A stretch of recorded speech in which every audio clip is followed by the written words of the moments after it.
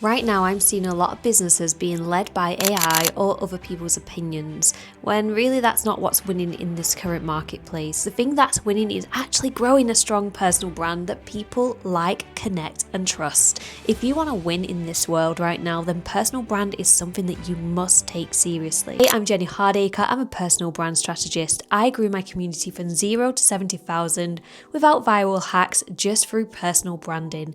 And now I help other people grow strong personal brand that stands out in a crowded marketplace. So why do you need to build a strong personal brand? Building a strong personal brand makes it easier for the consumer to decide whether or not they are for you or not for you, making their buying decision easier.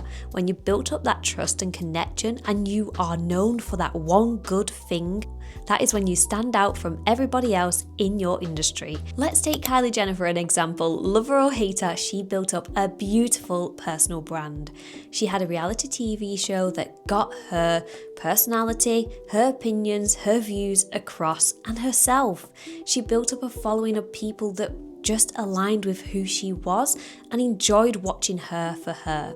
Now, Kylie leveraged that audience that she built up because she realized and recognized that she built up such a strong following that why the heck not just try selling something as a business? So she launched her lip glosses in 2015. Now, she had 3 products. She spent about $250,000 of an investment into this startup. And she didn't have a big agency. She didn't have a big marketing campaign. She just had a website, she had a product, and she just had social media where she would post about this product. Now, from the day it launched to 4 years on, she made $1.2 billion. And that is the power of having a strong personal brand. Now, take another makeup company for an example, starting from scratch with no personal brand. They would have to spend thousands and thousands into marketing campaigns. They would have to hire a big team, get word around. They would have to do a lot of the groundwork to be known and to be liked and to be trusted. Now, what having a personal brand does is actually get that trust gained quicker through just showing up as you, your brand voice, and who you are for. I even have my own example of this. When I set up my first business, I decided I wanted to sell paintings. Painting for me made me feel calm and relaxed and helped me at a really bad time to get back on my feet. Now, I didn't really share that, but what I did share was the end product. I would put my paintings on Etsy, I would sell them because I enjoyed making them, it was really fun, but then the sales didn't really come through and I couldn't understand why. So I started showing up online, but I started showing up and just selling the paintings. And also showing the process, but I wouldn't show my face, I'd just show my hand.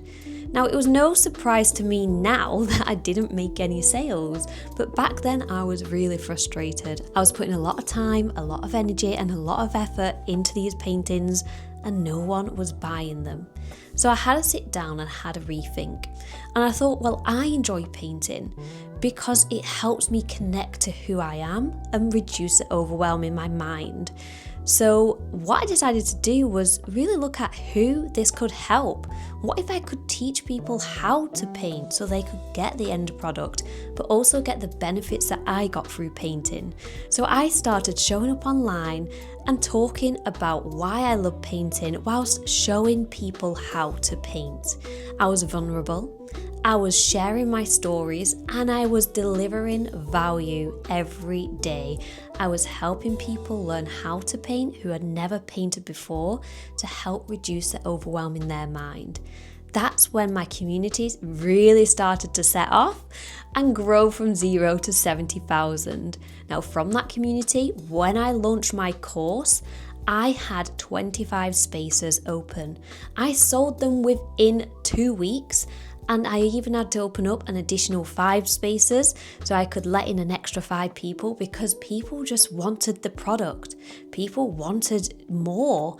I'd already spent time building up that trust and connection with my audience, and then when I went to deliver them an offer that was needed, they were there and they were ready to buy. So now you might be thinking, Jen, I am ready to start growing a personal brand. Well, if you are, here are 6 steps that you can take on today to start building your personal brand. The first step is to find your brand voice. This isn't just let's just pick some words off a piece of paper. It isn't ask AI what are good adjectives that make me stand out, edgy, creative. It's actually finding out and discovering who you are. Your brand voice is you. That is it, full stop, capital letter. So I don't want you to just focus on words on a paper or something that someone's feeding back to you. I want you to focus on who you are. Start writing down, get a pen and paper. Write down how you speak, things you wouldn't say. Write down your opinions, write down why you love what you do, and you'll get a sense of who you are. But hopefully you already know who you are. Sometimes we just need a reminder.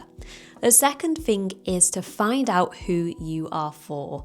Now, it would be wonderful if we could be for everybody, but the fact of the matter is we can't. We have to be for one type of person, because in order to serve them really well, we need to put all our time, energy and effort into knowing and understanding that person's needs, desires, pain points. And if we were to do that for everybody, then we'll just weaken our message and our personal brand. So to stand out, we need to figure out who are we for. So think of that person, give them a name, maybe you know them, maybe they were your ex-client. Many times I find out with my clients and myself that your ideal client was actually you just a few years ago. So think about where you were, what you would have needed to hear to be where you are today. And you can really map out again on paper and pen what they need to hear, what they desire, what are their pain points, how do they speak. You can start looking at local communities where they hang out online. What words do they use? What words do they need to hear? These are all great things that we can really map out and understand our ideal client and speak to them as a human, not as just a transaction, a person that matters to us, a person we can connect to through the screen because we understand them inside and out. Now the third thing is give everything away for free. This is the education. This is the stuff you've learned and spent money on. This is the stuff that you know that person would pay to know. On the internet nowadays, you can find anything out for free. So really gatekeeping it and keeping the how we're going to do something, but giving them the why, it's really not going to serve you and it's not going to serve them. All it's going to do is break that trust.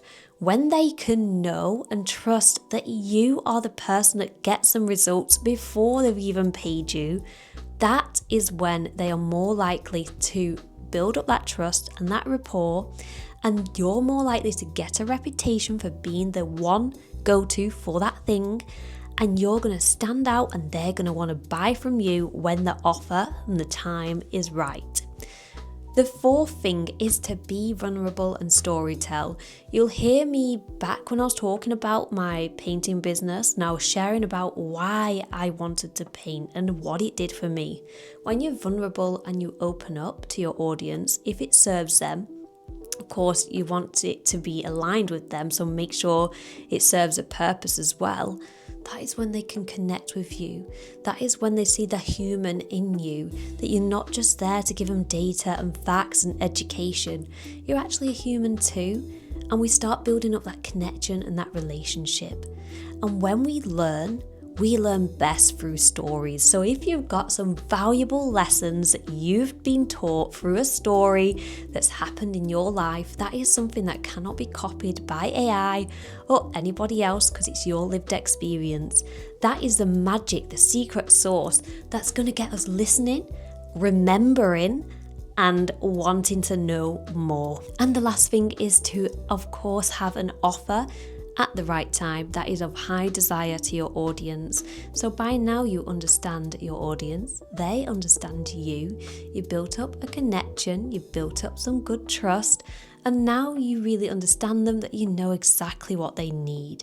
This is when you can build up your group programs, your courses, your memberships, your one-to-one services, and make them an offer. Give them a call to action at the end of your content. Send them a message and say, hey, I was just thinking about you. I've just got 5 spaces on my new group program and I thought about you. The main thing is we do all the things that I've said before. We do the offer. I don't want you to do the offer first because we need to build up the trust and connection now. If you come in with an offer straight away, and you might even be able to think of one. Has someone landed in your inbox recently and gone, hey, I've got this perfect thing for you, and straight away you're just like, no thank you, and you're put off. We don't want to put people off. So let's make sure that we are getting out there and building up and nurturing that audience before creating and before selling our offer. And then when it does come to selling, it's going to be a lot easier. So if you sat there right now thinking, is a personal brand for me or not? Hopefully I've answered your question. Of course, you don't have to build up a huge following like Kylie Jenner, but it just shows the power of what a personal brand can do. Now, before you go, I do have a little gift for you. If you are struggling to show up online at the minute and you want to put all this into practice, then I've got an action book that I've created just for you. It's my 7 steps on how to show up as a personal brand. Just see the link in the description. And if you've liked this video, then do give it a like and subscribe. Thank you so much for watching, and I'll see you in the next one.